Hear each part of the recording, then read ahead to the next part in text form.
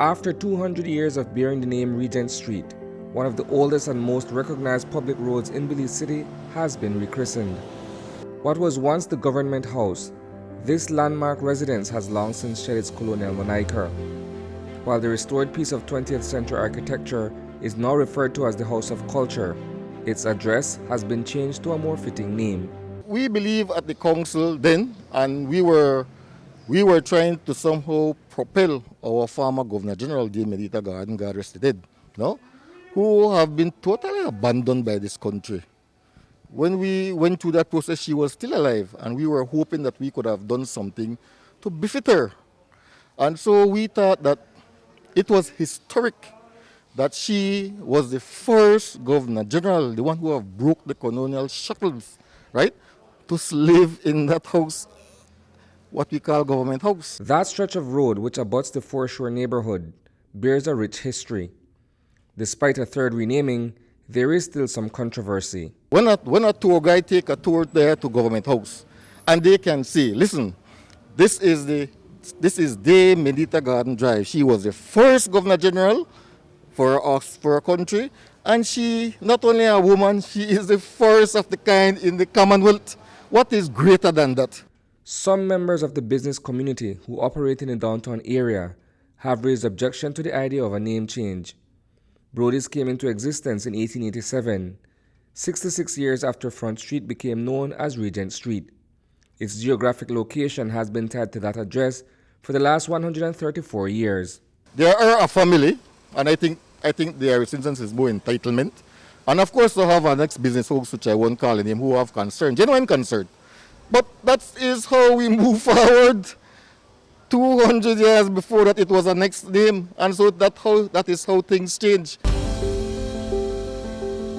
Another distinct departure from Belize City's colonial past is the renaming of Jail Lane, the former address for Her Majesty's Prison, where the Central Bank of Belize now stands. That carriageway is now Sister Caritas Lawrence Lane, in honor of the late educator and Sister of Mercy. I know Sister Caritas many years. We were not friends. The only thing we share in common that we are both Catholics, right?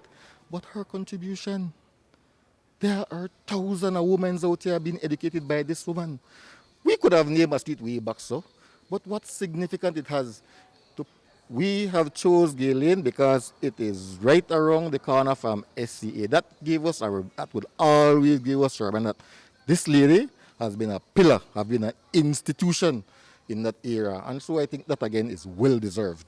According to Councillor Albert Vaughan, whose responsibilities include traffic management and security, the idea to rename these streets goes back to 2018 when the People's United Party City Council slate, led by Bernard Wagner, was first elected. When we got elected 2018, and one of our manifesto was rebirth, renew, and we were looking at many ways how to bring the city, new life, new meaning. And so, as the head of the street naming committee, I had a committee who works along with me to find out what street can we rename, but not only rename, because renaming is not a problem. We want to have a heavy impact, right?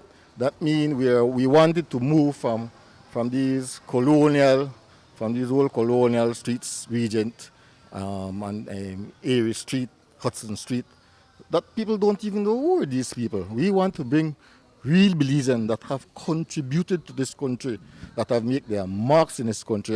Other streets that have been renamed include Hudson Street, which is now William Fonseca Street, dedicated to the first education officer in the country. The overpass near the Belcan Bridge is now named after Sir Manuel Esquivel.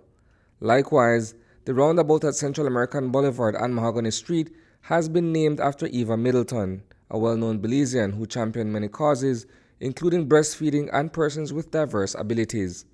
Equally notable is the renaming of Partridge Street to Amandala Drive, the home of the Amandala newspaper.